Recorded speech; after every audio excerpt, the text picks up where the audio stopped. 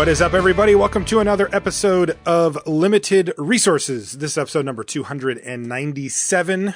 My name is Marshall. I'm one of your Limited Resources, and joining me on the line from Colorado, it's Luis Scott-Vargas. LSV, how are you, sir? I'm doing quite well. I just got to have dinner with Paulo Vitor, who's in town. Who, the Hall of Famer? Hall of Famer Paulo Vitor Domodorosa, which, he's been a good friend of mine for a long time, way before either of us even knew what a Hall of Fame was or one existed. And it's been cool having him out. One of the reasons Magic is awesome is that you meet friends that you would not necessarily have met otherwise, and having Paulo stay at my place for a week when he normally lives in Brazil is really cool. So it's getting me pretty excited here. I'm going to say I'm jealous. I'm definitely jealous. Paulo is awesome. You're going to say it, but you're not going to believe it? No, I'm saying it. Like I'm putting my stamp on it. I am officially jealous that you get to hang out with Paulo all week. So we're going to talk about Sealed this week on the show. This is a topic that, I think, Luis, you definitely noticed when you came on that this is one that we wanted to hit on, once per set or so to kind of get people up to date because, of course, Sealed deck is very important to a kind of tournament Magic play because most of the PTQs or the PPTQs are in that format. If you're going to go play a GP, you're going to be playing that format. Sure, it's not at the Pro Tour, but, most of our audience doesn't play on the Pro Tour. So, Sealed deck ends up being quite important. So we're going to be talking about... Most of our hosts don't play on the Pro Tour. That is true. Well, most of our hosts, I guess an equal amount of our hosts don't play on the Pro Tour. Well, I was thinking historically. Oh, historically, absolutely, yeah. So we're going to talk about Sealed today. Before we do, though, I want to remind you that Limited Resources is brought to you by channelfireball.com. We're fresh off of Grand Prix San Diego, which was awesome. I had a super fun time. I thoroughly enjoyed my time in the booth with you and with Paulo. It was a real treat for me just because you guys really brought your A game. And for me in the commentator seat, it's so nice when you guys are just knocking it out of the park and I get to just serve up these softballs and you guys just get to crush them. It was really fun. And the tournament was cool too. The reason I bring it up is because it's time to start looking forward to the next GP that's brought to you by Channel Fireball. And that is GP SeaTac. That's Seattle Tacoma, which of course is my home GP. And that's coming up November 6th through 8th. So it's a while off. But we figured since the website's up, we'd let you know. GP SeaTac, SEATAC.com, SeaTac.com. And it's Legacy, which is kind of cool. There's not that many Legacy GPs in a given season. And that's going to be the one for North America. And so if you're a Legacy fan, you can do it. And one of the really cool things that was announced at GP San Diego is the Playmat. I'm assuming you've seen this thing, Luis, but it's unreal. It's Delver of Secrets and it's double-sided. Like on one side, it's sort of the inquisitive scientist version. And on the other side, it's the disgusting, whatever insect version, insectile aberration. Insectile aberration. Yeah, Tim Shields and the people at Cascade Games, I think really knocked it out of the park with this playmat. Like the double-sided Narset playmat for San Diego, it was cool because Narset has two versions, but it's like, okay, this is a double-sided playmat. The Delver of Secrets one's like, oh yeah, this is perfect. Like, yeah, it's like, oh.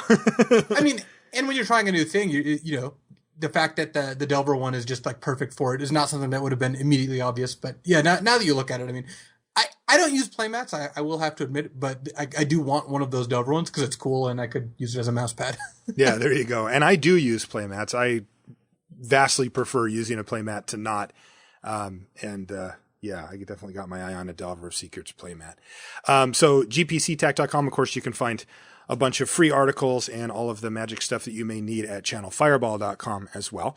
If you want to support the show more directly, you can go to patreon.com/limited resources. And, of course, I talk about it on here, but you get to submit questions to the show, which we pick from every week for the Patreon question of the week. And you get entered into a bunch of cool drawings and stuff like that. So, you can check that out there. Now, let's waste no time and get to the Patreon question of the week. This one comes from Steve Winkler.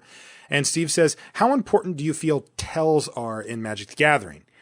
Do you notice any differences in your play strategy on Magic Online versus in person since you have more information about the player's intentions? And he says, finally, are there any specific tells from pro players that you have noticed that helped you win?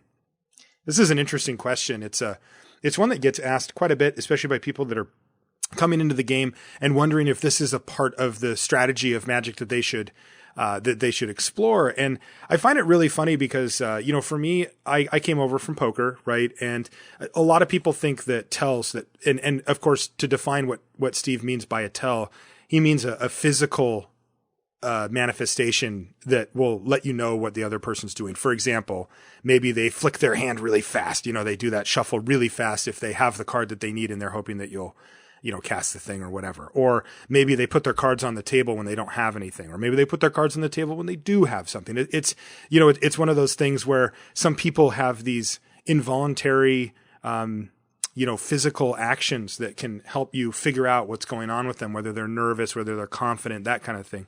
And I think a lot of people think that that's a big part of poker, but the truth is that it's not. It is not nothing. It does account for some portion of your decision-making process. It's just very small. You're mainly going to make your decisions based on the actual game information that you have.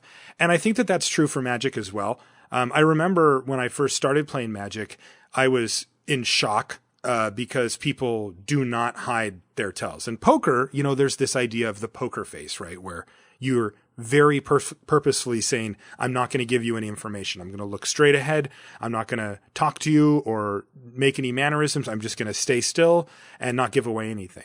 And, that's like a goal that people have. Some people wear hoodies and sunglasses and all this stuff to try to hide their face. But in Magic, it's the complete opposite. I mean, people will, I've never seen anyone wear sunglasses to hide their, their eyes in Magic, but yeah, exactly. And of course it's heads up. You're sitting directly across from the person the whole time. And I was actually amazed at how much information my opponent gave me. If they were looking to draw a land, all of a sudden their draw step became this theatrical display of hand on top and then, lifted up. Did I get it? And then, missed again, go, right. And it's like, I was like, wow, you're not even trying to, conceal this from me.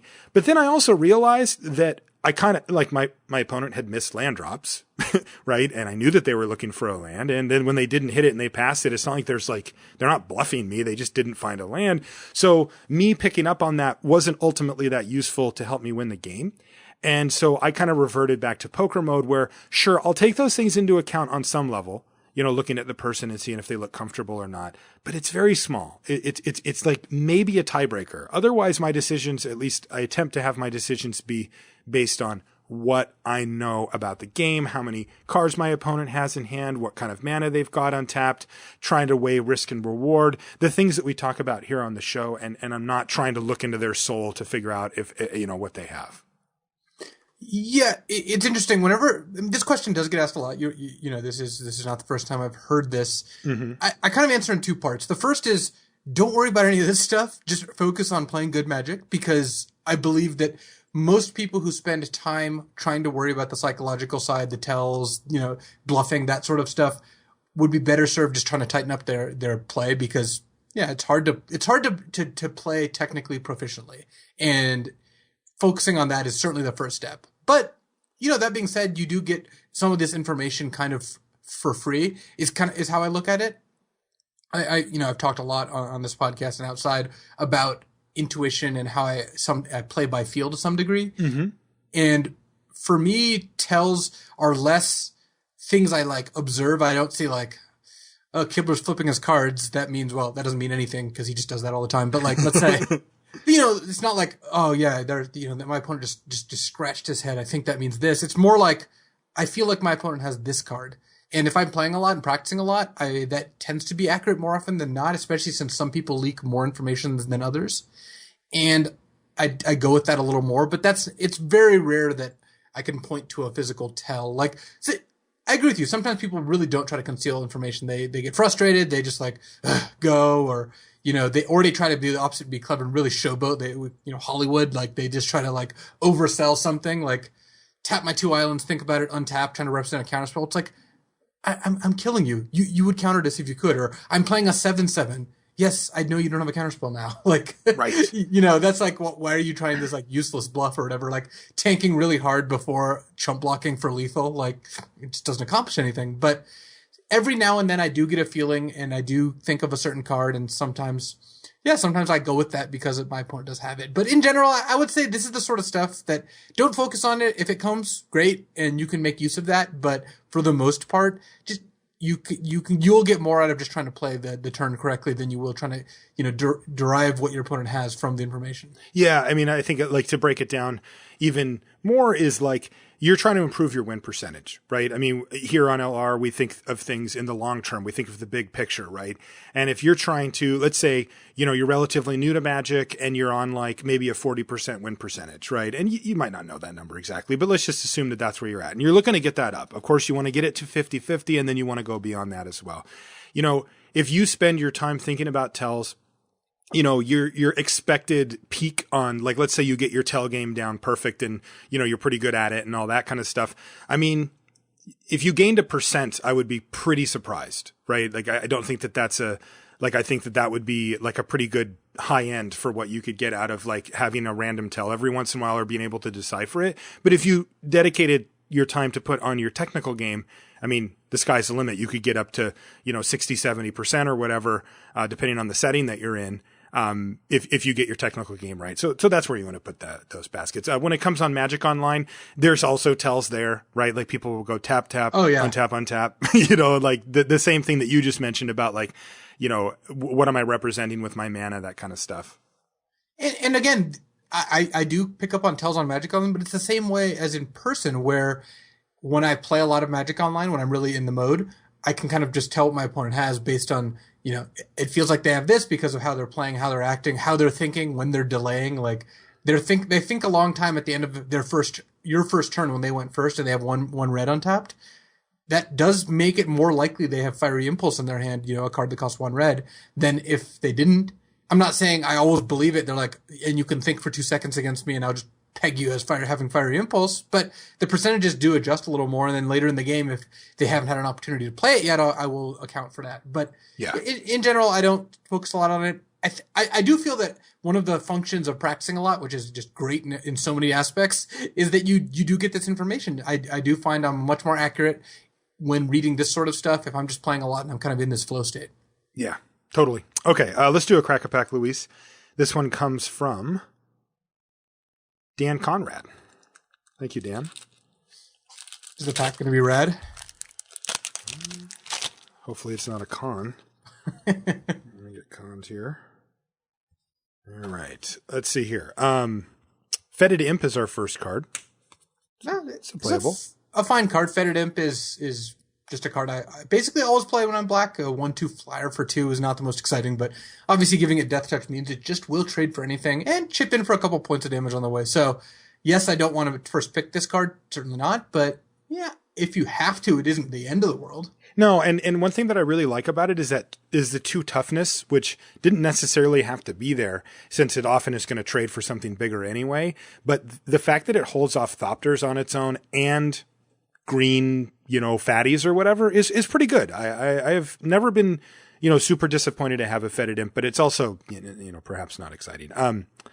Smash to Smithereens. No. Send to Sleep. I'm still off of this card. Have you started playing this at all? No, dear not. I'm going to send that one to sleep right now. Caustic Caterpillar. Oh, this pack is just a real thrill ride. Bonded Construct. This is the perfect Crack-a-Pack. Yeah, apparently we're just windmilling Fetid Imp and moving on. All right, this is a little more. This is a Pricklebore. Pricklebore's not a bad card. It's a pretty good high-end threat, but first of all, I'd rather have a Fetid Imp, and second of all, I don't want to take a 5-drop over a 2-drop and pick one. I'm the same exact. All right, here we go. A real card. Reeve Soul. So this is, of course, the one of black sorcery. Destroy target creature, power 3 or less. So this is the best black common, so it already blanks Fetid Imp, I believe, by a fair margin, and it's certainly better than anything else we've seen. So I think Reeve Soul is probably the second best common overall, or at least very close to it, with Fiery Impulse being the first.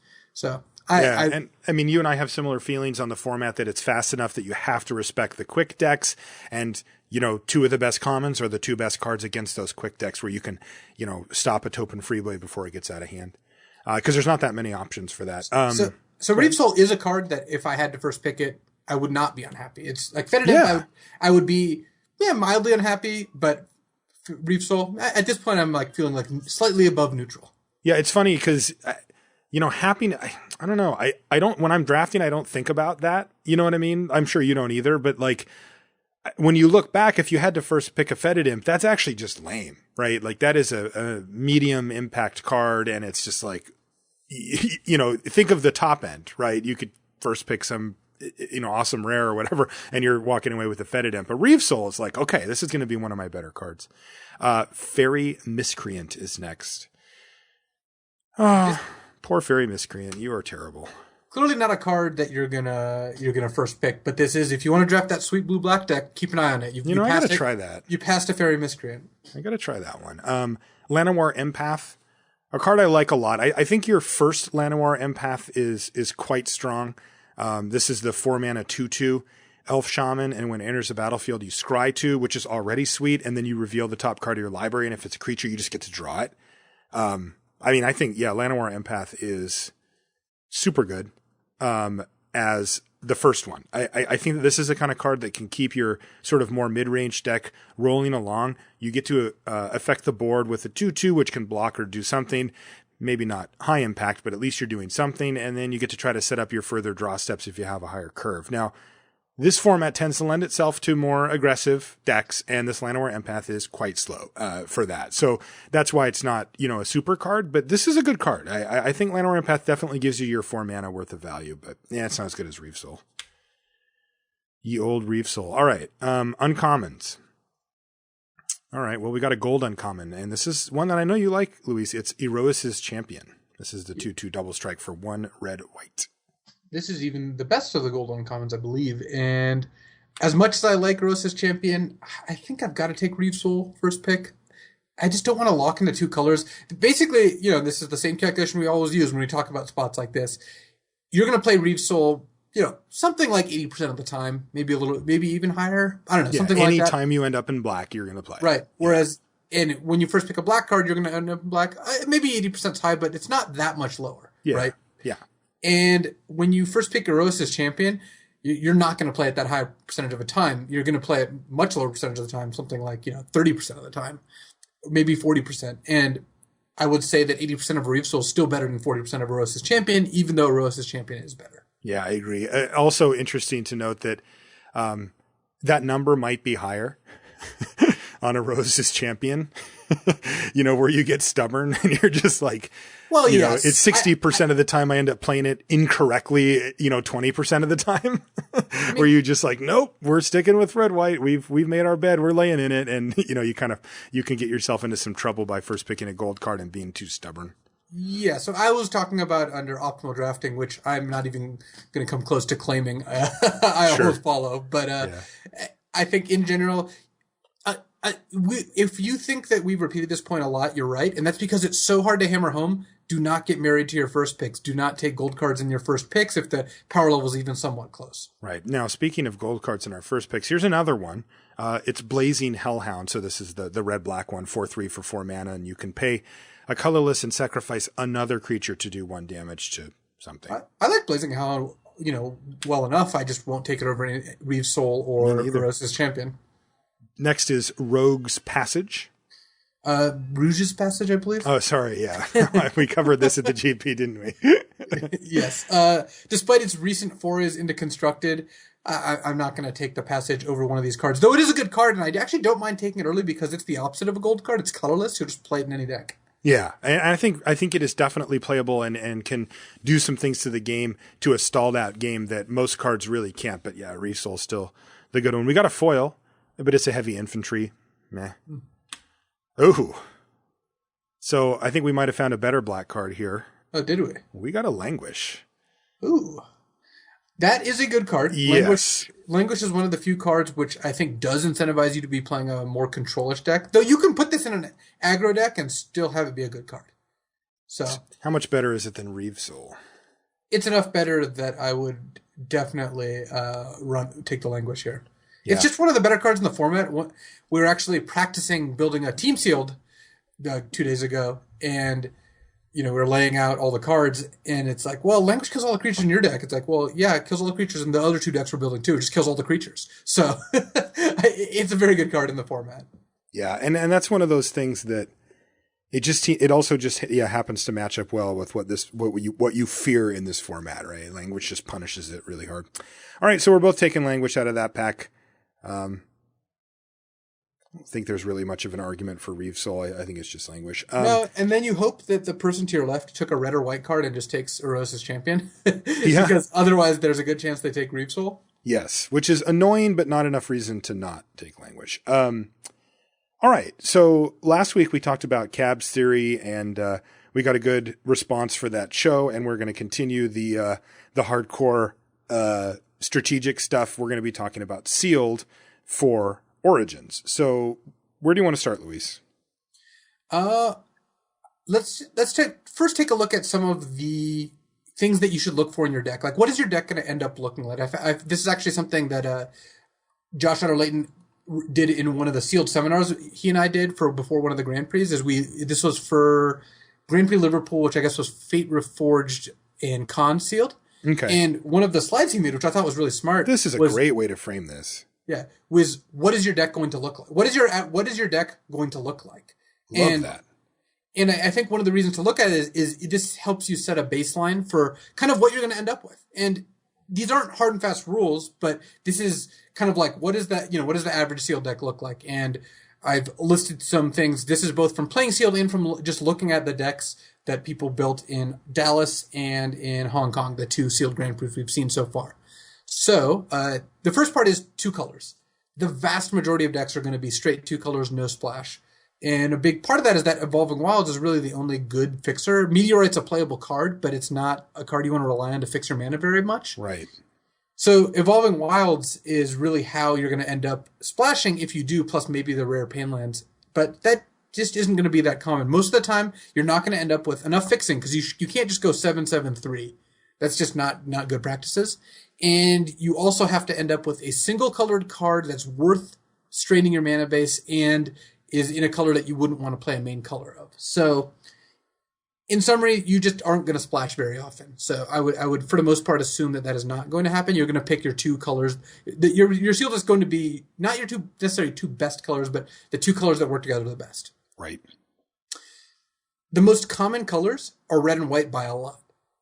Just the combination of the bombs in red and white and the average card quality, I think, is what makes those the 2 most common colors in sealed, followed by black. And then there's a pretty good margin before you hit blue and green. Blue and green are just the least common colors of the sealed I've built, the sealed I've seen built. Yeah, same thing. White, man, it just feels like every core set it's like this. That the white commons and uncommons are deep, right? They go pretty deep down the list where they're all cards that you're either quite happy to play or down to acceptable. And that does tend, because remember, you have to remember that when somebody sits down to build their sealed pool, most people are going to open up their packs and then put them in some type of color order. And when you do that and you've got a bunch of solid white cards, it just jumps out to you. It's just like, oh, white is good in my pool. And the funny part is that you'll have a lot of people around you agreeing that their pool looks pretty good for white too, and they'd like to make that one of their colors just because it is so deep. I mean, the 5th best white card isn't that bad. And if you go down the list of some of the other colors, they actually do get pretty bad pretty quickly, or at least lower impact. And also the white cards, there's no, they're not confused, right? They're all 2 drops, 3 drops beat down. They've got renown. They kind of want to do the same thing where, some of the blue cards are like, okay, well, I've got Maritime Guards and these like control-y type low drops, and then I've got Scrapskin Drakes that can't really even block. Like, where is this deck trying to go? And white doesn't suffer from that. I think red is similar as well. Like you mentioned, it goes pretty deep, not as deep as white perhaps, but it's in the same ballpark. And I think you'll see a lot of that. Like, because what 2 colors go very well together if you're looking for that type of strategy? Red and white. I mean, they come out very nicely for that. So I would definitely assume that you're going to see a lot of white decks and a lot of red-white decks as well. Well, the other thing to notice is that draft is self-correcting. Everyone can agree that white's the best color, but if it's overdrafted, and all of a sudden you should be green or you should be blue because 5 people at your table are drafting white. In sealed, that's just not true at all. In sealed, if white's the best, it's just going to be the best. There's no correcting there. Right. It's just a matter of how many did you open. Yeah. Right. And that doesn't mean that you're going to be white always or red always. or green and green never, blue never, sometimes you will be those colors. It's just, you're more likely going to be those. I don't think that means you should bias your sealed building. You should just evaluate every pool as the cards in front of you. But it's worth noting because that just gives you a little more of a hint of what to look for. Mm-hmm. So the next is you're going to have bombs in your deck, and that's because you should play your bombs. It's worth making sacrifices to play your best cards. A lot of how good your sealed pool is going to be rated on your top 2 cards, or your sealed deck rather. And I would rather play a deck. That's why I said you don't always play your 2 best colors. I'd rather play a deck that has 1 to 2 great cards and 3 to 4 mediocre cards than a deck that just takes out those 6 cards and just has 6 solid cards. There's just not enough Taupe and Freeblades for me to want me to leave a card like Chandra's Ignition in my sideboard. And every now and then, the overall quality of a color just is so much better than the other that you do leave a bomb in your sideboard. But most sealed pools, unless you're one of the lucky people who just, I opened 2 bombs in 3 different colors, then you have to make choices. But if you're like most normal people and you open 1 to 2 great rares, you're probably going to end up with those rares in your deck. You should at least make an effort to try to do so. Yeah, and that is look, going back to what I said, just picture somebody opening their pool. Oh, look, there's a bunch of white cards. Also, they will be attracted to the bombs. That's just how sealed works. And, we've talked about it in the past as well on a more broad note about sealed deck, about being prepared for bombs and that kind of thing. No different here. You're going to see the same stuff out of Origins. Right. And the corollary to that is that you want removal to kill your opponent's bombs. Your opponent is going to have good cards in your deck, and you would like to be able to kill them. It means that because, unlike draft, you assume that everyone gets to, have their pick of 6 rares, and unlike draft, sometimes in draft, right, you open, I'm going to go back to Chandra's Ignition because, as everyone knows, one of the best cards in the set. If you open a Chandra's Ignition in pack 3, you don't always get to take it. Well, in Sealed, that's just not how it works. In Sealed, you always have the opportunity at least to try and play it. Right. So people are just going to have more of these cards in their deck. Of course, when you're talking about cards like Tragic Arrogance or Chandra's Ignition or Languish, removal doesn't hit those cards. So it's not the end of the world if you don't have great removal, because sometimes your opposing bombs are in the form of, spells. Though I guess, funnily enough, Chandra's Ignition actually does get foiled to some degree by removal. But to some degree, yes. To some degree. But for the most part, you want to play removal. And cards like Unholy Hunger get a lot better because, I expect above 80% of the Sentinels of the Eternal Watch that get open to make their way into decks, maybe more than that even. Mm-hmm. And if you don't have Unholy Hunger, the 4/6 is the 4/6 that taps creature every turn. This is just going to end the game. That card's not beatable. Right. So you have a little bit more time because it is sealed, and Unholy Hunger has more targets in general. You are more likely to play against a high value target. Another way to look at it is every player is, adds 6 rares to the pool, whereas in draft every player adds 3 rares, so there's just more rares. Right. So removal is good. I mean, these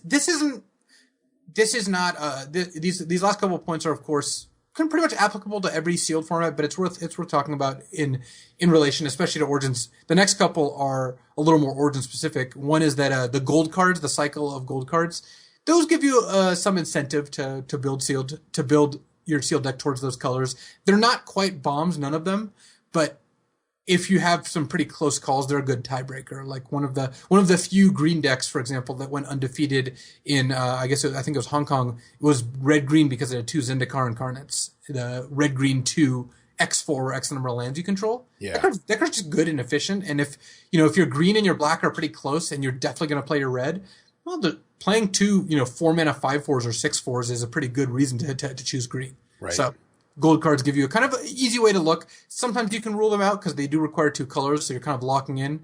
But yeah, if you have 2 Blood Curse Knights, start looking at your enchantments, that sort of thing.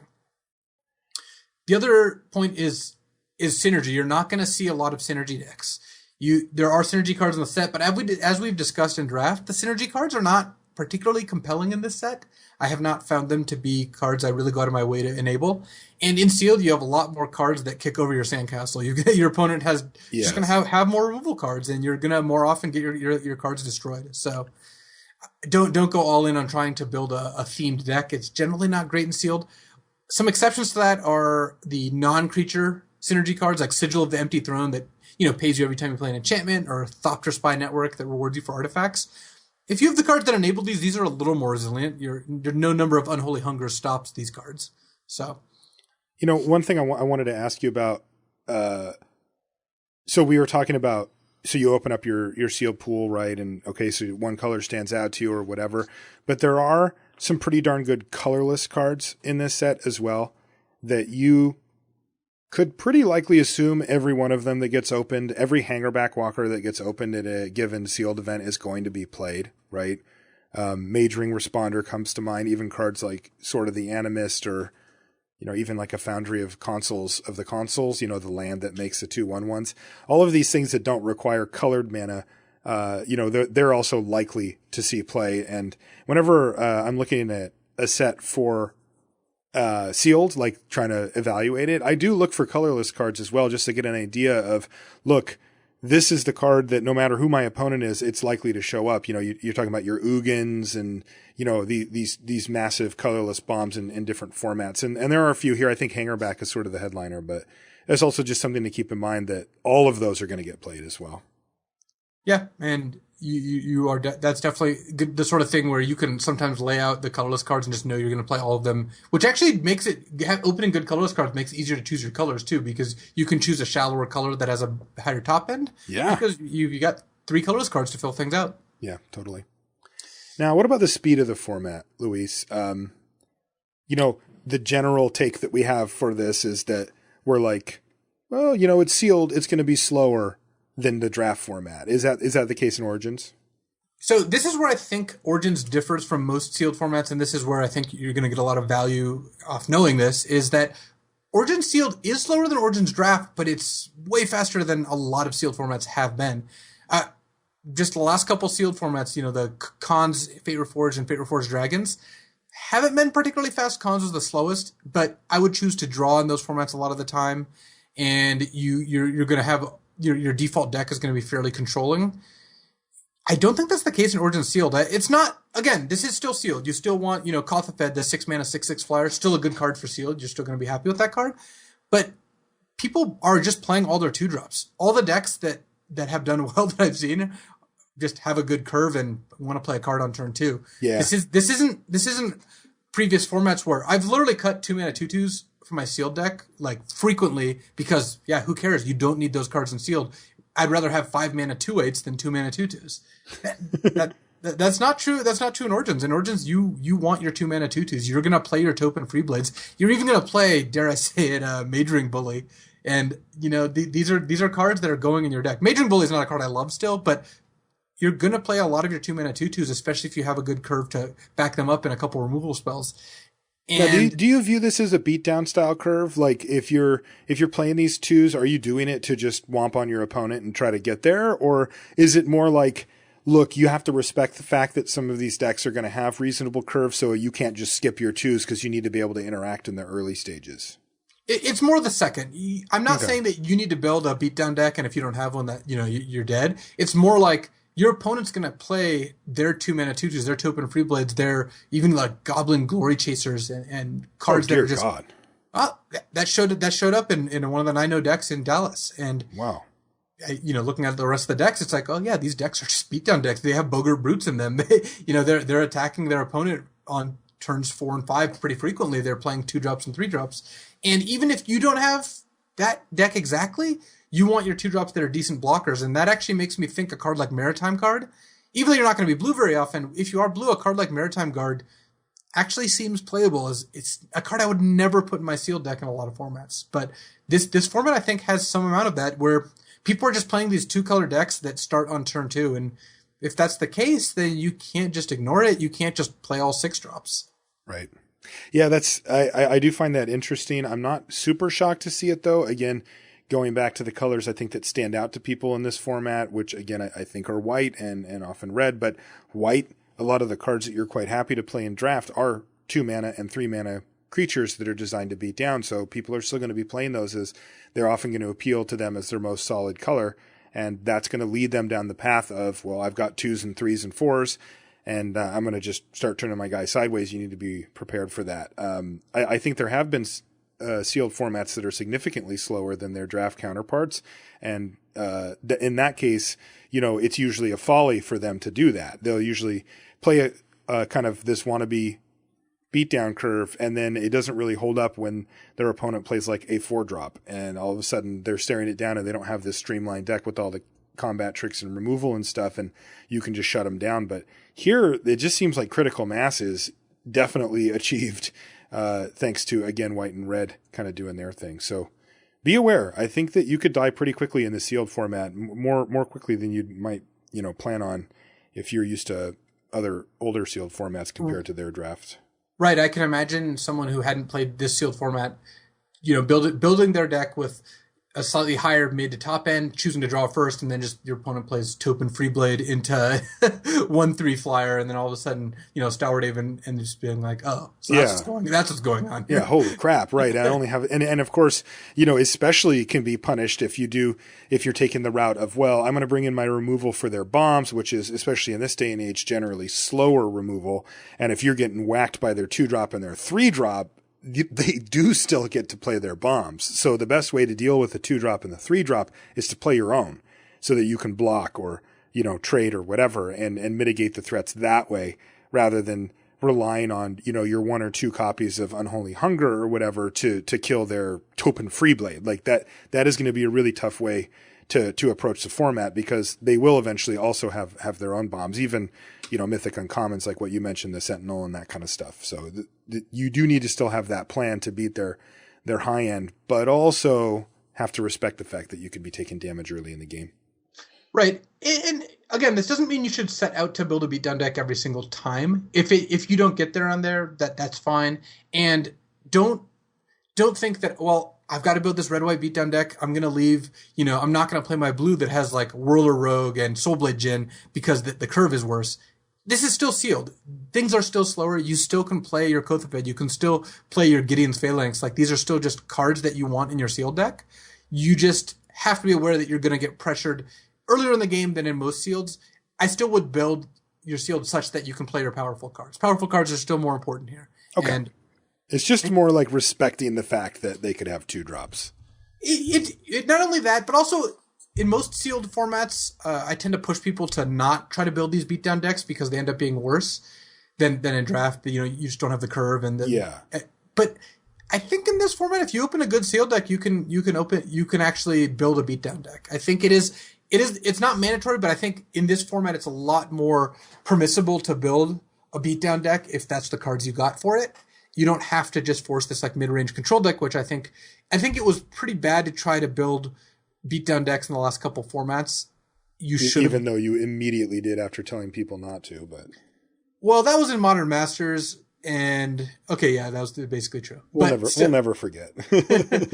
Well, see that I was using some, one of the time-honored traditions of, if all your cards are bad, just build a really aggressive deck. Yes, and it actually worked. but here I think you can open good cards and want to build an aggressive deck because you actually did open 7 2-drops, and it's just, all right, well, I guess I can attack or you just opened a good curve and some good tricks. Enshrouding Mist is still a great card in this format, the 1 white trick. And I think that it's not, you should not try to avoid beatdown, nor should you try to force it, but it is viable. That is a major difference. Okay. Now, what kind of cards should people look out for, that get a little better, right? I think one of the things that people want to know when they're thinking about the format is, okay, I've drafted this a few times. I've got 5 drafts down. I've done a couple on Magic Online, a couple at my local store, and I'm starting to get a good feel. I've listened to the episodes. I've listened to you guys talk. Maybe I watched the Pro Tour. So the draft format's coming into clarity for me, right, as a listener. But I got a PPTQ on the weekend, and it's sealed, for the Swiss part of it. What are some of the cards and some of the types of cards, that are better in sealed than they would be? Maybe they're kind of on the fringe for draft, but they lend themselves more to a sealed type game. Are there any that stand out to you for that?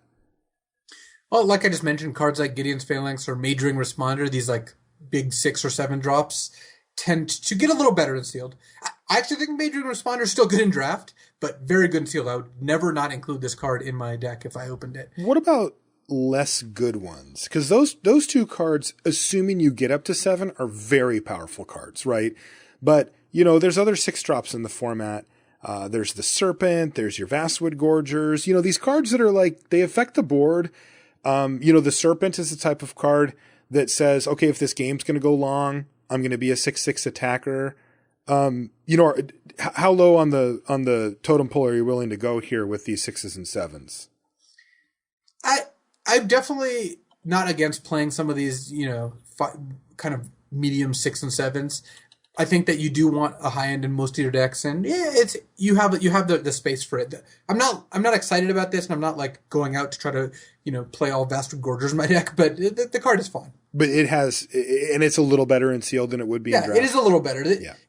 It's like sealed's always slower to draft, but I think the difference here is in this format is a little less than normal. Okay. Yes. Another good card I tend to like in sealed is Negate. I think Negate is a fine card. I would basically never play more than one, but I'm okay main decking one Negate in this format, especially since some of the best cards in the format are these rare spells like Tragic Arrogance, Languish, and Chandra's Ignition that I like having Negate in my deck, especially if it's the sort of thing where when you're 6 or 7-0, you're going to play against people who have a higher concentration of these cards. Yeah, and we just mentioned Gideon's Phalanx. That's another one that it gets as far as bombs goes, so it will answer a subset of bombs that you need to take care of. And then on top of it, it often will protect your own bombs because, again, going back to the Unholy Hungers, right, and the Cruel Revivals in the set, those cost 5. Like, if you can set up a turn where you can play your bomb and, maybe it costs 5 or 6 mana, but you've gone a little later in the game and leave up 2 mana for Negate, you're going to be able to take your opponent off of that one removal spell, and oftentimes they won't have a backup plan for it either. And, maybe your bomb comes in the form of like Mana Gorger Hydra, something like that. You can play it on turn 3. It might die, but it usually won't. And you can pass the turn, and by the time they get up to 5 mana for those black removal spells, you can negate it. Or you can just wait till turn 5 yourself, get the 5th mana down, play your Hydra, say go, and just leave up negate, and now you're forcing them to have 2 removal spells. And when they go for it, the Hydra gets pretty big too. So, I'm a big fan of 1. I definitely think the second negate starts to dip off very sharply. You could definitely find yourself in a situation where you've got 2 negates in hand and nothing to counter. I'm picky about cards like Negate because for me, just countering a card doesn't quite make it so that I'm happy with that card. I mean, sometimes it does, like at least you're trading for a card. I'll take what I can get. But sometimes, you're countering something that is just, they're like Alchemist Vial or whatever. And you're like, okay, sure, I'll negate it, I guess. Right. Just because you're like, you want to make sure you get some value out of your negate. But here you really do want to, use your negate on something big, like a removal spell from your opponent or a subset of these bombs or a card that you have a hard time beating, like Sphinx's Tutelage or something, which I think is also better in sealed. I agree. Question mark? Yes, Sphinx's Tutelage is. You're putting a question mark, but it's actually on the list of cards I wrote, so I feel like it's kind of a leading question. Well, why don't you lead us into the answer then? That was a perfect segue. Now, it was a perfect segue, yes. Now I just think of Marshall on a Segway. I don't know if they make like Segways that have like a really tall thing, but if they did. I want to see a bear on a Segway now. Anyway, Sphinx's Tutelage. This is definitely not a card I'm always playing if I'm playing blue and sealed, but it is a card that gets much, much better because you're not going to be that much of a beatdown deck in sealed, which makes it more likely you're playing Sphinx's Tutelage. So, because it is good in a control deck. It's a way to finish the game. Plus, you can mill their bombs. Yes, that is true, Marshall. Do you know how many times people have said that to me? But you just said it right now, and I think I believed you. No, you know better. And I think most of the listeners know better, too. Yes, when you're milling them, it's random. It's just as likely to mill them to their bombs than mill their actual bombs. Right, so even though sometimes you do get to mill their bomb, that is not a reason to play the card. Read the Bones is another card, which I kind of already like in draft, but definitely gets better in sealed. Oh, yeah, way better. And just, again, the more controlling aspect. Shadows of the Past is a card that I've been more impressed with in draft than most people would have thought. And definitely, I'm still... Including some I'm talking to. Yeah, not super happy about it, but I definitely agree that it's better in sealed. Yeah, you can just end up with this controlling deck or even mid-range deck that just uses Shadows to finish things off. Yeah, I think Shadows is close for me on draft already. I don't find it terrible. I just don't think it's like good. I like pick one up, maybe play it, maybe not type card. But I think in sealed, like that's an actual win condition, especially when a lot of the games do play out by you just sort of smashing your resources into each other. The dust settles. And if you're the one with the Shadows of the Past on the battlefield, that's very powerful. And for only a 2-mana investment too, I think that it does go up. Agreed. Speaking of, these are all enchantments on the list, oddly enough. Molten Vortex, the 1 red enchantment that you can pay a red and discard a land to deal 2.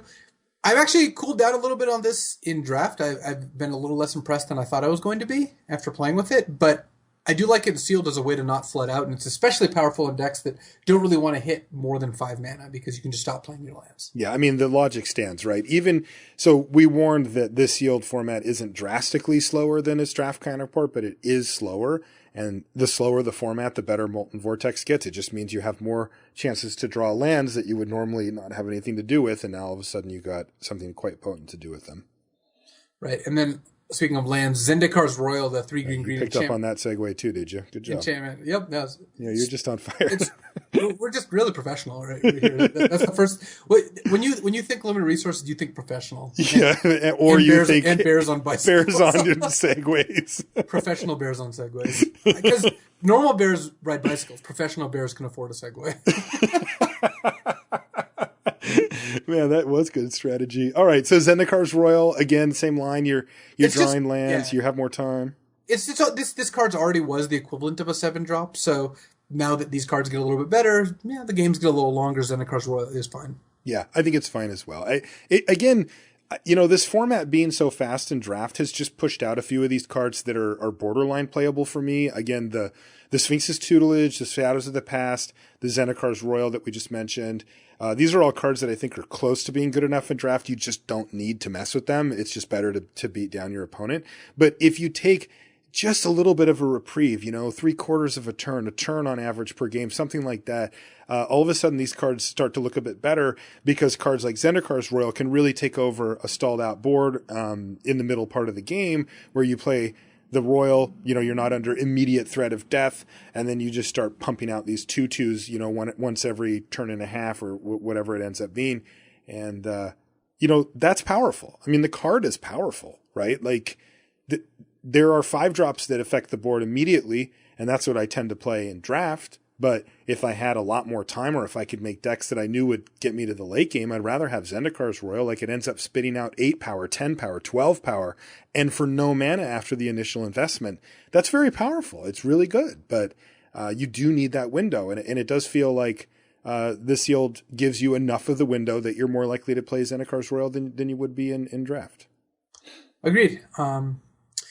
And speaking of cards like Zendikar's Royal, because the segues just keep, we're just hitting them here left and right. Let's take a look at cards that you should main deck or not. That includes categories like disenchants. And in sealed, there always tends to be this category of cards that you'll end up main decking in sealed, but not in draft. Plummet is kind of like the poster child for that. That's 1 in a green, destroy a flyer. Not in this set, but in previous sets, it's a card that you would main deck in sealed and you would not in draft. Yes. And for this set, the cards I have on the list that I would main deck is really just Negate and Conclave Naturalists. And of course, Conclave Naturalists is an amazing card already. You're going to play this in all your draft decks too. I just thought it was worth noting because this is the only actual naturalized that I like. Mm-hmm. The Caterpillar doesn't quite hold up, does it? No, it really doesn't. I wanted it to, and I looked at how many enchantments and artifacts were in all these decks, and it's like, there's not quite enough to make me want to play a card that's as low powered as Caterpillar, but it is close. Yeah. Now, what if it was actually just naturalize? Instant speed, costs 1 mana less, but isn't a creature. That I would like that a little more because naturalize would let you blow up an equipment or suppression bonds at instant speed when your opponent doesn't know it's coming, which can often net you a nice little 2-for-1. Caterpillar doesn't do that. Your opponent sees it in play. Right. So. Poor Caterpillar. I agree though. Yeah, I just don't think it quite holds up.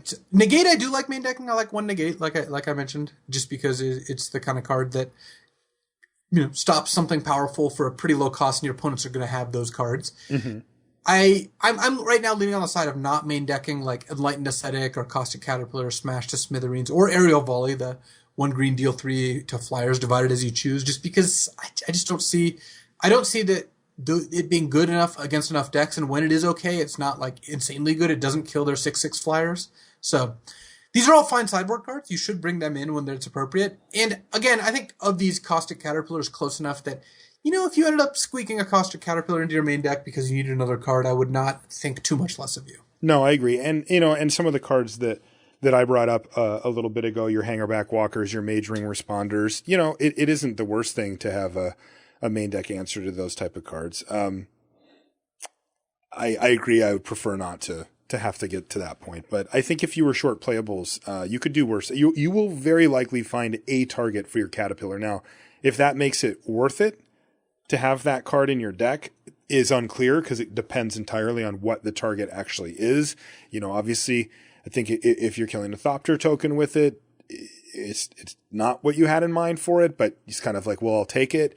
But if you blow up an equipment, something mediocre like a sidearm, a veteran sidearm or something, you're like, okay, sure, I'll trade for that. And, you got your value enough. But occasionally it's going to be a major issue where your opponent has a suppression bonds or has a Mage Ring Responder and the thing's just sitting there like, what are you going to do about it? Right. And so I do think you could if you needed to, but I would definitely default to not. And by the way, all of this does really highlight why Conclave Naturalist is so sweet because, man, a 4/4 for 5 mana is already, okay. And now you blow up their Mage Ring Responder or even, now like, let me, resell you the deal. All right. Now you're going to blow up a Thopter with it. It's like, yeah, right. Like no problem. Slam this thing on the table, blow up a Thopter, have a 4/4 left over and, put yourself in a good position to win the game just because the body's more relevant than the stupid 1/1 Caterpillar. Well, yeah. I mean, the Conclave Naturalist is like all the upside with no downside. It's no opportunity cost basically, and a ton of upside if it works. So obviously the card's just that's actually a card that pulls me into green, by the way. So. Ooh, yeah. Well, 2-for-1s are good. It turns out. So that's kind of where I'm at for Origins Sealed. It is sealed, and a lot of the things you'll hear us talk about in Sealed are going to be somewhat similar, just because Sealed tends to slow down. You tend to want play your bombs, have answers to them. But I think the biggest takeaway is really that this format is not a huge gulf between Sealed and Draft in terms of speed. There is one, but honestly, a lot of the people are just going to be attacking you, and you need to defend yourself. You need to kind of build your deck with that in mind, and taking a look at kind of what your deck's going to often end up looking like, what you should be looking for when you're building your deck is important. All right. Now we've got a GP this weekend, Luis. You and I will both be there. You're going to be battling, and I'm going to be doing commentary there. It's in Detroit, and GP Detroit is team limited. Now, when you show up, you're going to be on a 3-person team, and I wanted you to break down a little bit about what Team Sealed looks like as far as preparing and things that people should be keeping in mind if they are going to go to Detroit. We got some requests for that on Twitter and via email and stuff about, maybe just a quick primer. Like we don't have to, not everybody's going to end up playing a Team Sealed, so we didn't want to dedicate like a whole episode to it necessarily, but a good little chunk of time here to talk about Team Sealed. What are the things that stand out for you there? Right. Just real quick. As you mentioned, a couple people, have asked for this, and there's also a couple this year. So even if you don't make it to Detroit, you might make it to Washington, DC later this year. Oh, there you go. And that can be a goal, by the way, because those Team Sealed tournaments are super fun. Yeah. And part of the other reason I wanted to talk about Team Sealed is that to try to convince people that it's so fun. I mean, even if you don't go to a Grand Prix, there are local events that are Team Sealed every now and then. Rarely, but there was just one a couple weeks ago here in Denver. And honestly, team events are just the most fun because you win with your friends or you lose with your friends, and both are so much better than an individual event. Yes. that I really can't recommend team events highly enough. I think they're just like the best Magic events, just hands down. So yeah, and if you want to get a taste for it, you can watch this weekend. We'll be on twitch.tv/magic or maybe Magic 2. It depends because there's also GP London going, but you'll get an idea for what the team dynamic looks like, and it is super exciting. Even though, like, here's the thing, from my seat as a commentator, those days are very long. Team limited GPs tend to go pretty slow, and like there's a lot of overhead with like building decks and stuff like that. And I don't care, because I love commentating these things, because the team dynamic adds a whole new layer. And so if you want to get a taste for it, make sure you tune into that, and then maybe start getting a team together for Washington, D.C. Right. So starting from the top, team sealed, you're with two people, ideally your friends. I think ideally Ben Stark and Eric Froelich are. Yes, if we're going to speak in ideals, right? Ideally, you have two of the best limited players in me, but you're going to open 12 booster packs, and for this set, it's just going to be 12 packs of Origins, of course. For other formats, sometimes it's like 6 and 6 or what have you. So you open 12 packs, and you have an hour. You know, that sounds like a long time. It is not. The first bullet point I have here is time flies. Yes. It is hard to build a proper team sealed, and again, we did practice a couple days ago here trying to prepare for this event, and I was building with like the guys here in Denver.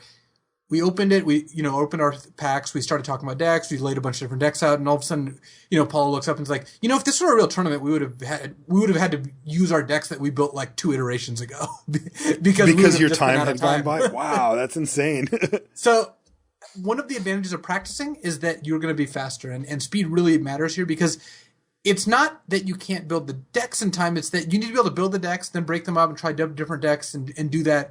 It's much more complicated than normal sealed. Normal sealed, I finished some normal sealed deck buildings in like 5 minutes, because it's like, well, I've got a great white rare and a great green rare, and all my other colors are mediocre. Here we go. Yep.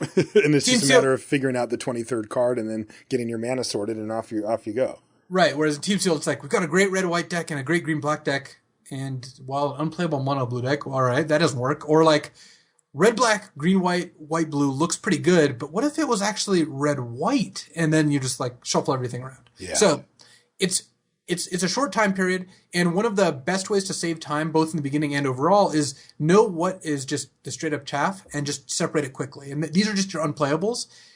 I do this in normal sealed too, by the way, but it's less critical because, again, I feel like you have enough time during normal sealed. And you're going to end up looking through this pile. It's not like you're incinerating the pile. But what I do is I just separate all the cards that don't matter when it comes to deck building. These are cards that you'll look for sideboard options, or maybe to fill out your last card. But in general, these are, your Infernal Scarrings and your, just random, like, fairly unplayable cards. Let's take a look. What's another good example of this? Like your Enlightened Ascetics, they're straight up sideboard cards, or your Heavy Infantry is like, yes, you'll play Heavy Infantry, but it'll never push you one way or the other. It'll just be there if you need your Healing Hands. These are all the kind of cards you should just pull out immediately, because they don't impact your decisions. And that way you have less cards to look for when you're actually building. Get those reclaims out of your pile. Exactly. Those you can incinerate, by the way. And again, this is actually, a lot of this stuff does just hold true for normal sealed, so you can actually apply it to both. Sort by colors, that's the first way to start. And then often by mana costs, or especially you can also pull out the themes within colors. Like you can separate all the white aggro cards from the non-aggro cards, or like the blue especially has got a pretty stark contrast where you can separate out the counterspells and, Ringward Owls versus like the Scrapskin Drakes and Void Mage Separatists that are a little bit more aggressive, though obviously you're playing Void Mage no matter what. Another thing to note for Team Sealed is decks are just going to look more like draft decks. You're opening 12 packs. Even though it's divided by 3 people, 12 packs is enough that you should be able to balance the colors around, that everyone's deck is pretty good. They're very good. So, if sealed decks are at one end of the line and draft decks are at the other, this is way closer to draft decks than it does in sealed decks in terms of both power and focus. Yeah, I find them better than draft decks. Like, I think that as far as limited goes, these are the best decks you're going to play on average, are actually team sealed decks. I mean, I remember the first time I did one of these, when we were going to do it at the World Magic Cup, and it was like, well, I want to do one of these with like BDM and just, get a feel for what the decks will actually look like before I get in the booth. And we did a couple of these, and I'm just like, all these decks are amazing. He's like, yeah. He's like, that's just how this format is. Cause like you said, 12 booster packs is a lot of resources to work with. And, these decks end up very good. Like, compared to a limited deck, like you said, they're like on par with draft decks or even sometimes better. They're super, super strong decks. And your expectations for your deck should be very high. If you come off with 3 like decks, you're like, yeah, they're okay, whatever, then you're probably behind, what some of your opponents are going to bring to the table. Yeah. And that's a good way to make sure just like you're building to the best, standard you can, is that you shouldn't be just like, wow, these decks are just like okay. You should be like, you could probably try and get a little bit better. Yeah. So first of all, even more true than a normal sealed is that you're going to play all your good cards. You should basically play every great card. Every single great card you open, every single like bomb, rare, uncommon should be in one of the decks. There's just no excuse not to. It's very rare that you're going to end up with a card that's like an 8 or above on the 8 to 10 scale, not in one of the 3 decks, just because you can put them anywhere. You're going to play all the colors. Right. So and a corollary to that is that the gold cards are very compelling. This is actually one of the easiest shortcuts I found, and this again does save you a little bit of time. Sometimes you open like double Eros' champion, and it's like, well, we should definitely build red white, because if we build red white, we just get 2 free great cards. Right. And that's the sort of thing that you really should push you in one direction over another, because often, you do want to look at like how colors combine, but often like you could make black green and white red, or you can make white green and black red or whatever, and it's not going to be that different. But all of a sudden you have 2 Citadel Castellans, the white green gold card, and it's like, well, you should build white green. Yeah, that's a heck of a tiebreaker. Right. The gold cards are really good tiebreakers. And some, like the Thunderclap Wyvern, the blue-white one, that just gives you a reason to build a specific deck, because all of a sudden your aspiring aeronauts and your Scrapskin Drakes get a lot better, because you just have this card that's rewarding you for all the flyers.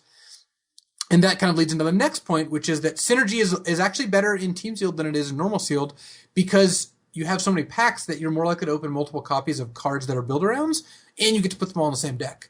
You're more likely going to have like the white-black enchantment deck, or the black-red, or red-X actually, even just sacrifice deck with Active Treason. Sometimes you just open 3 Active Treasons, 2 Fiery Conclusions, and 2 Nantuko Husks, and that's not actually a bad plan. Right.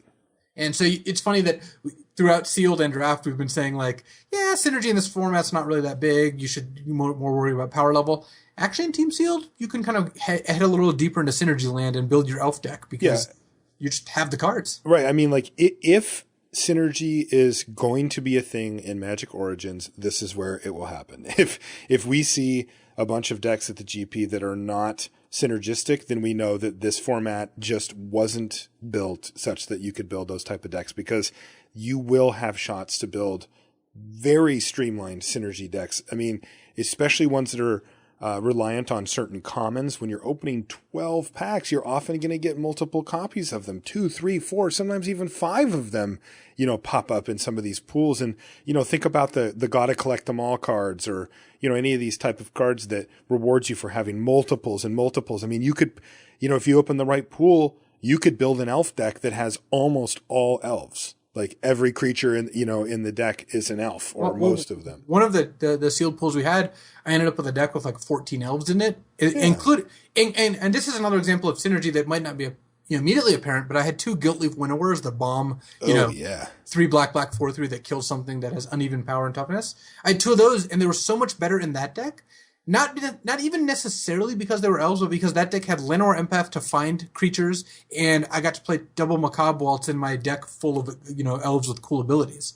And just looking for stuff like that, like you want to put Macabre Waltz in the deck that has the creatures with good come to play abilities. Like, seems kind of obvious, but trying to get extra value out of your cards, especially a kind of borderline cards like Waltz, is important. Yeah, and you'll also get a Shaman of the Pack or 2 that you can play. Maybe you'll have an Eyeblight Massacre or 2, depending on how your uncommons have broken down. And all of a sudden you've got this deck that like it looks like kind of I was the only person in black green / elves right. at your draft table deck. And you often won't get 3 decks like that, but there will be a chance in a lot of pools for you to have a deck along those lines. So keep your eye out for it. I mean, Elves is a deck that clearly they tried to push at least a little bit, from R&D for Limited, where you've got the Shaman of the Pack and these sort of desirable cards like the Eyeblight Massacre and stuff that just doesn't hit your things and hits theirs. That can really push it over the top, but you have to be looking for it. And, we're not really trained to in Origins. We've told you kind of avoid it in some ways, right? Like we're almost, going the opposite direction, but this is the time where you really do want to keep your eye open. I think Thunderclap Wyvern, the card you brought up a few minutes ago, Luis, great example too. I mean, you pick up 2 Thunderclap Wyverns, and you can lay a savage beating down in the air on your opponent with not even that impressive of a board state. Just a couple of Thopter makers, and your Thunderclap Wyvern and 2 Thopters do serious work in the air. And, you know, these are the type of things that you want to look for is like while I'm building a Flyers deck, and you can really kind of push to a little bit more extremes than you would in sealed and even in booster draft. Yep, and this gives you us an opportunity to flex those synergy muscles, which is actually kind of cool too. Just even setting aside the team aspect, the fact that you get to kind of explore these decks is pretty cool. So I think having a white aggro deck, or kind of like a red aggro deck and a black control deck, is going to be a common, you know, configuration. You're not going to end up like this every single time by any means, but black tends to be more control, white tends to be more aggro, and red actually can bridge the gap to some degree, but it is a little better in aggro. With blue and green, again, going back to where blue and green land on kind of like the color scale here, blue and green kind of fill in where it's best. You do, you know, if you notice there's 3 people at 2 colors each, that is 6 colors. You are going to have to either split a color or play one monocolor deck.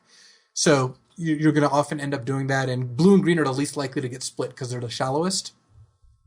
So white gets split fairly often, I believe, as does red. Just both those colors are pretty deep and pretty powerful. And you can put all the Taupe free blades. You can put all the 2-drops in one deck, and then you can put a lot of the more expensive cards. If you end up with like the Heart Beast that can go get enchantments, you can put that package and stuff in the more controlling deck. Now, one of the temptations I think that people will face, and I'm curious if how you would see this playing out, is that white and red also go quite well together, right? But as the 2 deepest colors or 2 of the deepest colors in the format, you're kind of at odds there. If you make the white-red deck, you might just be putting too many eggs in one basket and kind of leaving the other decks with not a lot.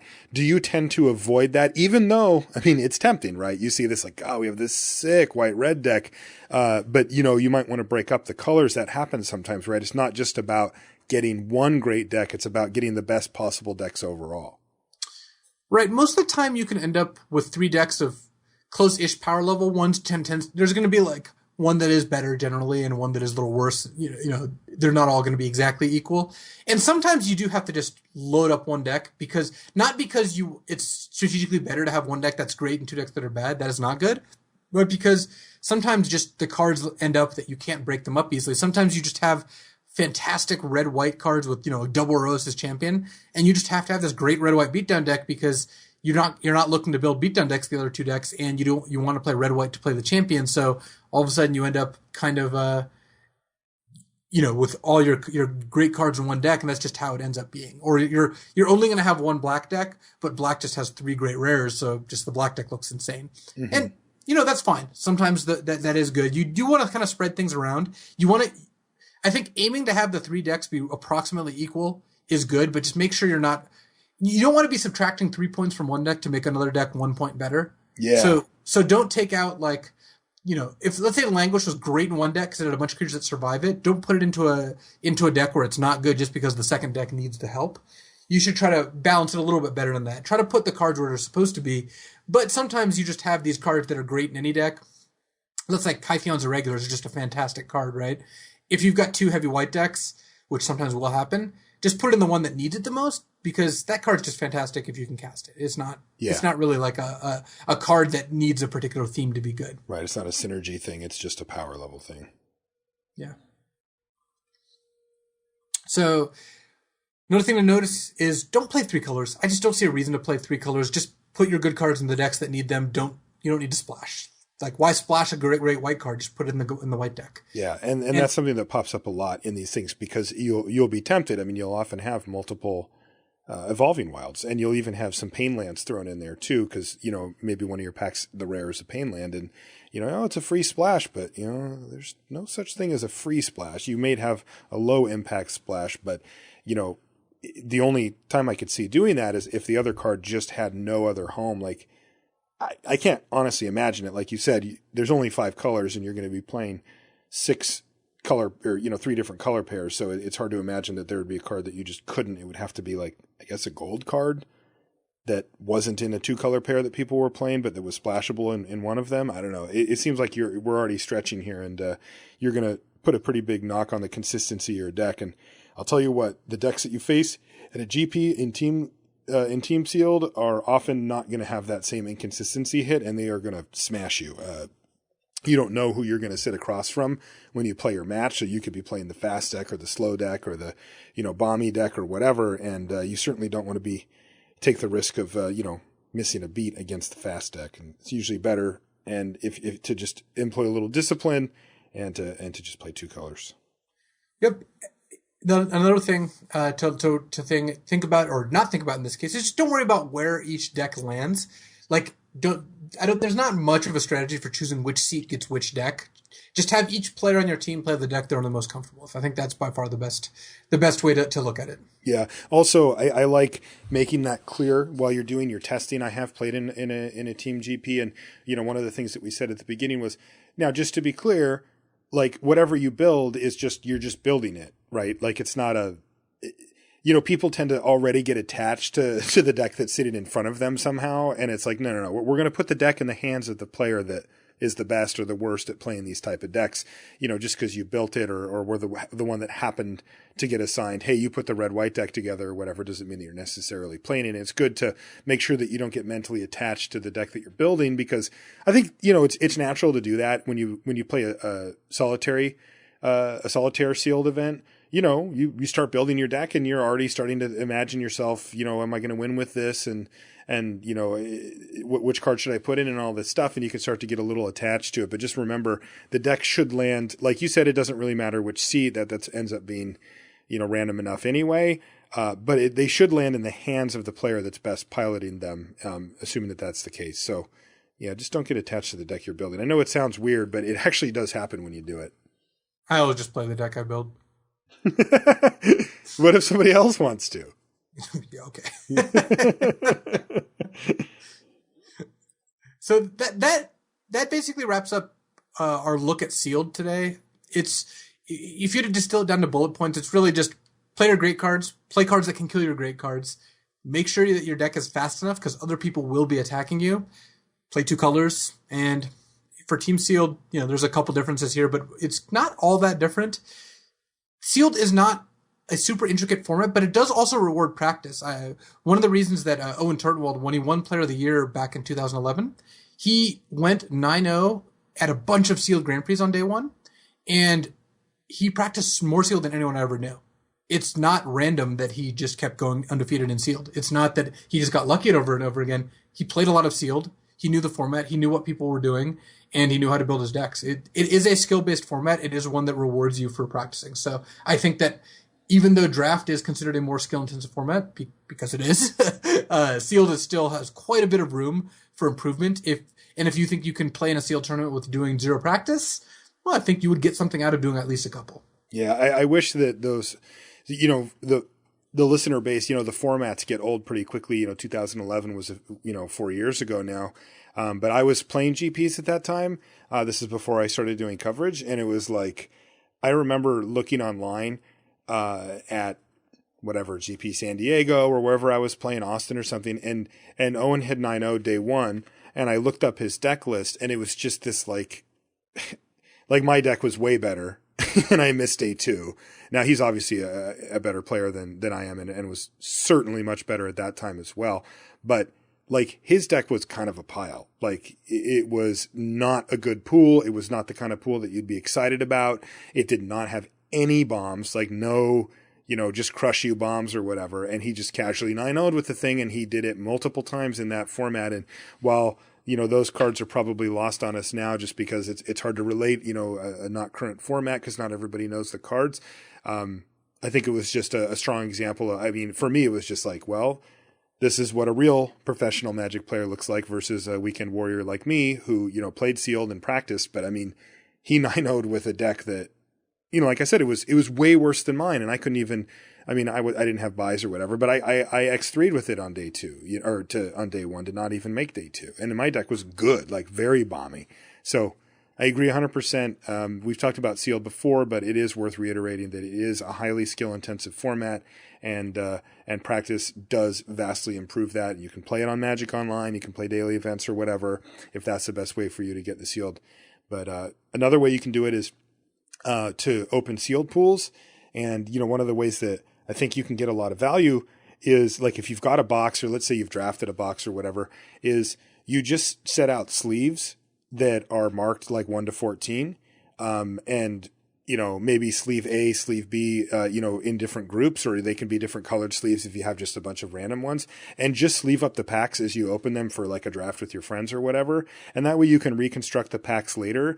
And even with just one booster box, you have just like, tons of different iterations of 6 booster packs, and you can just randomly take them and build a sealed pool and kind of get an idea for how it felt and what the deck looked like, and then just put them all back in their packs, take out 6 random ones and do it again. And if you're on a budget, you can turn a booster box into a lot of what you would need to do to help get a feel for the sealed format. So that's a little bit of work up front, but I mean, some penny sleeves or some old sleeves or whatever work fine. And if you just mark them, then you'll know to group them back up together, and it's that simple.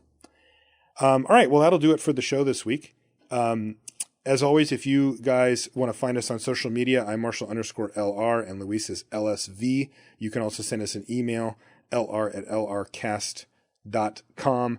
You can find everything related to the show at lrcast.com. Right on the front page, there's all the links to the Patreon if you want to check that out. There's the YouTube channel, the Facebook page, the subreddit. You can go on lrcast.com to check out the blog. I post all of our cracker packs on there. You can vote on them yourself. I do like a straw poll there. So just to get kind of a fun feel for what people at home liked. I mean, in this week, probably going to see a lot of votes for Languish, but if you did think that Reeve Soul was better, that's a place where you can go talk about it. Also, I want to remind you that Limited Resources is brought to you by channelfireball.com each and every week. Make sure you check out gpctac.com if you're planning on coming out to the Grand Prix. It's Legacy, and it's in November. And of course, you can find all the normal goodies at channelfireball.com, all of the free articles, the great content there from some of the best players in the world, and a full selection of singles and sealed product. All right, that's going to do it for this week. Thank you so much for hanging out. Luis and I both value our time hanging out together and, of course, hanging out with you, and we look forward to talking to you next week. So the theme of the episode is great segues, since, as you saw, valuing your time is exactly what I wanted to talk about right now. You're not exactly an expert at this. No, I'm actually so good at segues that I like pointing them out. That I'm looping back to making sure that we're being very clear when we're segueing, which actually does defeat the purpose of segueing. By using up our time to point out segues. Well, we're made of time. Actually, what I wanted to talk about was I feel like people are fairly bad at valuing their time correctly, and this is one of the ways I feel like my life has improved. And what I mean is, whatever you value your time at, it's not like I have a set number, like my time is worth, $37 an hour or whatever. It's more like people tend to value their time at 0. When they look at the equation of, time, one of the variables they put when they look at an equation of something they're going to do, one of the variables should be what your time is worth. And people, I think, way too often just set that at 0 and then look at everything else. It's like, why did you spend 3 hours trying to get a refund on the $10 you spent on something that didn't work? It's like, well, because it was $10. It's like, well, 3 hours of your time is going to be worth more than $10 in the vast majority of cases. Yeah, totally. And people were like, well, I'm not working, so that my time isn't worth anything. It's like, no, I don't believe that is true. That not only, well, when you have people who are like, a little more freelance, you could work at any point. It's very, very clear. Like I think, poker players, I think, are very aware of this. They are. When you can make, $57 an hour playing poker, then wasting 2 hours doing something just feels like a net loss of, $114. But even if you don't put it quite those terms, I do think people do tend to round to 0. They just think like, well, my time is free, so what am I using? When I'm not working, I can use my time to say, like, I'm gonna spend 3 hours, walking instead of taking a cab which I've seen multiple Magic players do, because it's free. And it's like, well, your time is worth money, even if it's not something you're doing to directly earn money. And it's not even just money; it's just value of your life. I have found that my life gets better the more I pay to save time. That's just that I think has generally improved my quality of life. And it hasn't always been this case. There have definitely been plenty of times in my life where I had way more time than I had money. So the equation was very different. And there I did spend tons of time in order to save what, would now seem like relatively small amounts of money. So everyone has different situations, and I'm not saying that you should do it all one way or the other. But I feel that people way tend to overbalance on the side of their time being valueless, when you should value your time at whatever rate you think your time is worth. You should value it at basically all times. And that doesn't mean I think going to a movie cost me 2 hours of work. I think you go insane if you look at it that way. But it does mean that I'm not going to throw away my time on things that I don't like to do. And even if that does technically save me money or something along those lines. It's about getting that return, right? I mean, you spend a bunch of time doing something that you don't want to do. You should ask yourself, is it worth it? Like, is what I'm getting back worth it? You shouldn't default to, well, it's just my time I'm spending, so of course it's worth it. That time is valuable. It really is. You know, I heard somebody ask that once, you know, I think it was on a podcast or a TV show or something, and they said, well, what's the most valuable commodity? You know, and people are like gold and water, and, you know, it's like, it's time. Like, that's the thing that everybody's short on, at least from their own perspective, right? Is that we all have this, you know, ticking clock over us, and it will expire at some point. So any of that time that you spend doing things that you don't want to do that you could otherwise afford or avoid, it's probably not the best idea. Yeah, I just feel like people put a very clear delineation between when they work and when they don't. Because clearly, if someone is working and making $15 an hour at their job, that their time at work is worth that. But then they get off work, and then now all of a sudden their time value drops to zero. Like, why is that? That doesn't make any sense. And people just think that way. And I think you can find decent amount of life improvement by just not looking at your time that way. Your time is worth something, and you should fight for it. You should not spend it trivially. Don't waste that money. You know, don't waste that just life. And again, it's not like I think of everything in terms of money. That's just a good shorthand. It's more like, would you spend 2 hours doing something unpleasant to save, you know, $14? You probably wouldn't. Most people probably wouldn't if it's something they really didn't want to do. So why do you do that? There's plenty of people who do that who could clearly not. They wouldn't have to. They just think that their time is worth anything. So it might seem obvious, but honestly, I've seen so many people, and I used to do this myself, just not value their time, you know, in a way that's, I think, respectful to their own life. That they should really keep that in mind. On the flip side of thing, on the positive side of thing, this is a different way to use your money. I love buying people small things. I really do. It actually makes me really happy to buy my friends stuff like, you know, a coffee or a breakfast sandwich in San Diego. Or, wait a minute. I just realized I never paid you for the breakfast sandwich. And that was on purpose, because it wasn't on purpose for me. I meant to pay you for it. No, I just figured that you accepted it as your due, but I did not, although I did eat it as such. It was very good. Yes, it was quite good. But now I feel bad. You shouldn't, though. This is all part of my plan. This is similar to the credit card game where, you know, I talked about how when you game and you pay for 1 out of 4 meals, it's better because you get 3 out of 4 meals for free, even though it adds up to the same amount of money. Here, let's say one day I bought, you know, you a coffee, and I just bought you a coffee. And then, you know, a week later you bought me a coffee. We both end up paying for 2 coffees and getting for 2 coffees. We both feel way better, though. Oh yeah, for sure. That's cool. Because I'm generating value when I buy you a coffee because I like buying my friends things. And when you buy me a coffee, it feels awesome because I got a free coffee. Also, it's great that you got, you know, 2 coffees because coffee is just fantastic. So the more the better. But I think, yes, you're going to end up sometimes in situations where you notice that, like, you buy one of your friends something, you know, frequently and they don't return a favor. And that's fine. I don't worry about that. It doesn't bother me. I might find myself less inclined to go out of my way to do that because I do like it. I found it goes both ways. I found that it tends to balance out, you know. Every now and then you end up with like a coworker or co-host who doesn't ever buy you anything. But for the most part, you know, the people who I tend to, without saying anything, start this trend with, I find that it's returned. And I think that is just awesome. I think it just makes everyone's life better. So it's not even a big commitment. It honestly, like, when I went to Starbucks in the morning, I bought, you know, one of my coworkers a coffee. Didn't say anything, just, you know, gave him the coffee because I knew what he liked, and he was like, "Oh, that's awesome." And just a couple weeks later, he's like, "Oh no, I got it. Remember, you got me the coffee the other day." So it wasn't like I made a big deal out of it or expected even to get paid back. It just happened because most people have an innate sense of fairness. And when you run into people who don't, or who don't like this, who are more comfortable making sure everyone pays for their own thing, and that's fine too. There's nothing wrong with that. Then you just know that's how it works with that person, and you just don't worry about it. You know, regardless, I think you end up in a good spot. And I feel like my life has gotten way better by doing this, and I feel like it's helped people around me make them happier too. I mean, everyone likes free things, and when it all balances out, it's like everyone's just getting a ton of value. So I love value, and I found these are just good ways to generate value in your life. Yeah, I agree. It's funny, like even at the GP that we did, right? I did bring you something, remember?